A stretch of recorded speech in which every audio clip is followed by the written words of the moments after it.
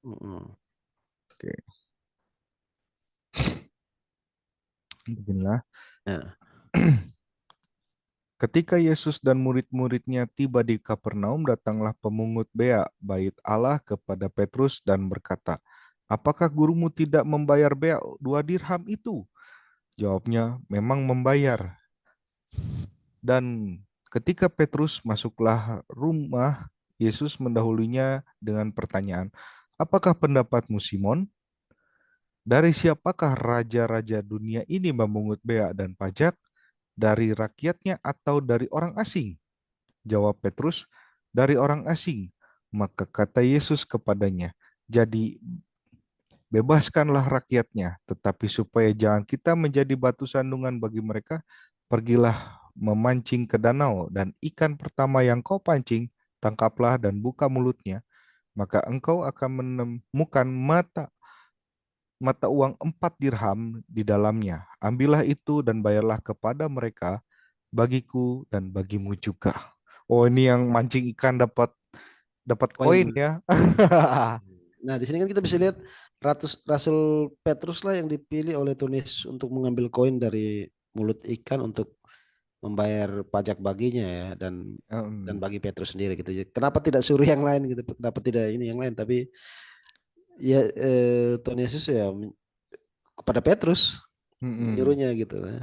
Ini kan ya, menggambarkan suatu keutamaan gitu. hmm. Lalu coba Matius 16 16 Om, 16 ayat 16. Ini kan Petrus yang menerima wahyu dari Allah Bapa sehingga dapat mengenali Yesus sebagai putra Allah gitu. Matius 16 ayat 16 ya. Ya. Oke, 16 13 sampai 20 deh biar komplit Om. 13 sampai 20. Wah, oke. Ya. Kita borong. Setelah Yesus tiba di daerah Kaisarea Filipi, ia bertanya kepada murid-muridnya, "Kata orang, siapakah anak manusia itu?" Jawab mereka, "Ada yang mengatakan Yohanes Pembaptis, ada juga yang mengatakan Elia, dan ada pula yang mengatakan Yeremia atau salah seorang dari para nabi." Lalu Yesus bertanya kepada mereka, "Tetapi apa katamu? Siapakah aku ini?" Maka jawab Simon Petrus, "Engkau adalah Mesias, anak Allah yang hidup." Kata Yesus kepadanya, "Berbahagialah engkau Simon bin Yunus, sebab bukan manusia yang menyatakan itu kepadamu, melainkan Bapa di sorga. Dan aku pun berkata kepadamu, engkau adalah Petrus, dan di atas batu karang ini aku akan mendirikan jemaatku, dan alam maut tidak akan menguasainya. Kepadamu akan kuberikan kunci kerajaan surga. Apa yang kau ikat di dunia ini akan terikat di sorga, dan apa yang kau lepaskan di dunia ini akan terlepas di sorga." Lalu Yesus melarang murid-muridnya supaya jangan memberitahu kepada siapapun bahwa ia Mesias. Nah, ini ya cuy ya, jadi Mm-mm. dasar utama begitu ya. Dan di sini kan jelas ya, berbahagialah engkaunya, udah jelas kan engkaunya Simon bin Iya, Yunus. iya, heeh. Mm-mm. Dan Bukan rangkaian begitu. Jadi tidak bisa dipotong-potong dengan mengatakan sampai alasan Petra sama apa Petro sama Petra begitu. nah, di ayat 17 ini sebagai ayat kunci untuk Iya. menyatakan gitu, kepada siapa Tuhan Yesus memberikan kunci ke kerajaan sorga kan begitu ya. Mm-mm. Nah, Petros dan Petra ini kan selalu di ayat 18 ini ya cuy ya. Kalau misalkan pakai bahasa Yunaninya di sini Petros dan Petra Petra. Ya. begitu kan. Tapi kalau waktu saya coba teliti ya cuy ya dulu sebelum bikin konten di berbagi pandangan itu, saya coba cek gitu ya ke dalam bahasa Aramaik begitu ya. Mm. eh Tulisannya kepa dan kepa juga gitu. Jadi Iya. Iya. tidak ada apa kalau di Yunani kan ada pembedaan gender gitu ya. Iya. Ha. Antara Petrus dengan Petra gitu. Nah, Iya, kalau betul. nih, Bung Aldo sudah masuk. Selamat malam, Bung Aldo. Oke, Di mungkin masih persiapan dulu ya. Nah, oke, siap, siap, siap. jadi ternyata di dalam bahasa Yunani sorry, dalam bahasa Aramaik ya, bukan Ibrani, tapi Aramaik. Karena bahasa waktu itu kan bahasa Yesus sehari-hari, percakapannya pakai dialek Aramaik kan begitu ya. Aramaik. Benar, benar, benar. Ah, Jadi tidak ada pembedaan gitu. Dan itu langsung tertuju kepada Simon bin Yunus yang nantinya diganti nama menjadi Petrus kan begitu ya. Betul, betul. Seperti itu, Oh, Om. siap, siap.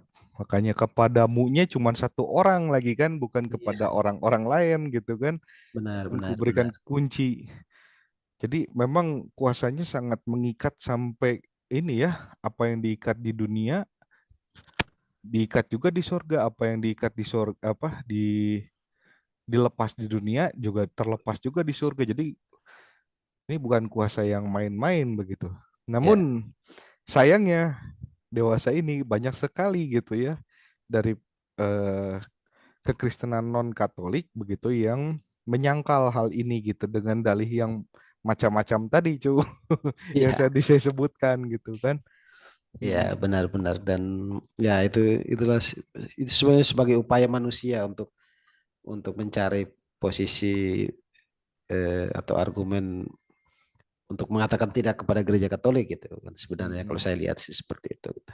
Tapi yang Mm-mm. yang perlu dilihat Om, Oke. tadi kan kita sudah lihat berbagai ayat-ayat. Nah, meskipun demikian tuh Petrus kan dia punya kelemahan-kelemahan ya, misalkan di di ayat yang apa, di nas yang ini yang sama yang kita baca ini di ayat 23-nya kan kita bisa lihat eh bagaimana Tuhan Yesus menegur Petrus akan pengertiannya yang keliru ya Ah, tentang Mesias ya. oke. Ayat Oke. 23, 23. Langsung 23. Nah, ini kan dekat ini. Tiba-tiba kok langsung Nah, ini sering diplesetkan oleh oleh orang-orang Kristen non Katolik gitu. Mereka mengatakan, ah tidak benar itu. Soalnya dia oh, kemudian memiliki pemahaman yang salah soal Mesias gitu. eh, katanya. Maka Yesus berpaling dan berkata kepada Petrus, "Nyala kok iblis, nyala iblis gitu ya. Engkau suatu batu sandungan bagiku, sebab engkau bukan memikirkan apa yang dipikirkan Allah, melainkan apa yang dipikirkan manusia." Nah, ini yang waktu sebenarnya kan maksudnya Petrus waktu itu baik kan Ya, sebenarnya, Cuk, gitu mau ya, menjaga Yesus begitu betul, kan. betul, betul, betul. Menjaga Yesus. Tapi mungkin waktu itu pemahamannya belum sempurna ya, karena Mm. masih terkontaminasi sama pandangan Yahudi bahwa Mesias itu Mesias politik gitu, Ya, yang akan membawa pembebasan dari perbudakan apa penjajahan bangsa asing gitu kan. mm-mm. Seperti itu tercampur seperti itu. Nah, tapi kalau dari sini kan kita bisa melihat sifat dasar Petrus itu pemberani, tapi sering ceroboh ya, terlalu cepat bertindak Iya, tanpa Mi- berpikir terlalu jauh gitu kan. iya betul. Jadi Nah, tindakannya spontanitas sebenarnya kan. iya, iya, betul, betul. Nah, jadi misalkan dia dia mengatakan apa namanya terlalu cepat menyatakan kesetiaan akan mati-matian membela Tuhan Yesus gitu. Namun Hmm, kemudian dia ternyata 3 kali menyangkal Tuhan Yesus gitu. iya, tapi kan dia yang pertama waktu di malam perjamuan itu kan dia katakan begini kan, Ya. sekali-kali aku tidak akan mengkhianatimu, kurang lebih Iya, begitu ya. betul, betul. Ah, gitu kan. Tapi kemudian beberapa jam kemudian dia menyangkal Tuhan Yesus.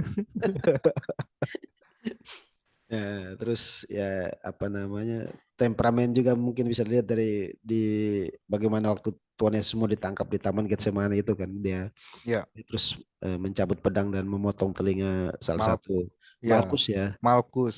ya prajurit. Nah, tapi dia punya kelebihan lain yaitu lembut sudah, dia mempunyai hati yang lembut ya dan peka terhadap dosa dan kelemahannya itu. Coba kita buka Lukas bab 5 ayat 8. Bentar ya, oke.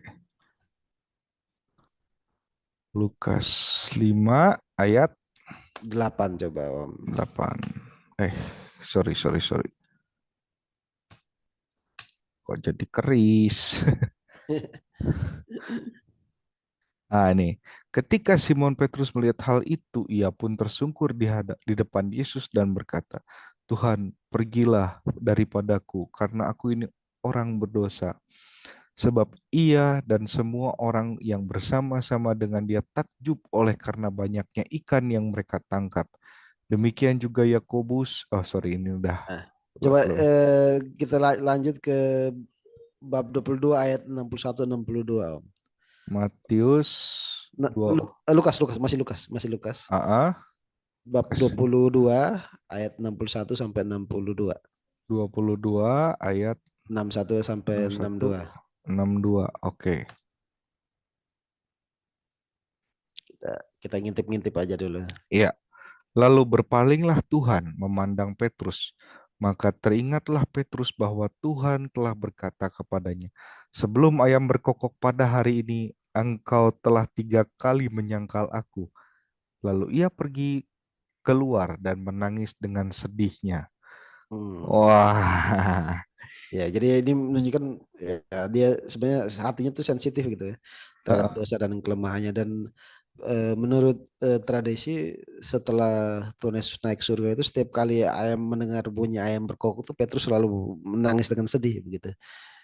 Karena teringat peristiwa ini ya. Teringat peristiwa itu gitu. Nah, dari beberapa kelemahan-kelemahan yang sudah kita lihat itu kan meskipun dia memiliki kelemahan tapi tidak mengubah kenyataan ya bahwa Petrus ini tetap bisa dibilang yang pertama di antara para rasul gitu. Hmm. Nah, Petrus kalau kita lihat dia pertama kali di antara para rasul yang dipilih Yesus untuk melihat Hmm. kemuliaannya di Gunung Tabor gitu. Transfiguratio gitu ya. Transfigurasi. Markus bab 9 ayat 29 ya. Markus 9 ayat 29. Sorry. Ayat 9 ayat 2 sampai 9, maaf.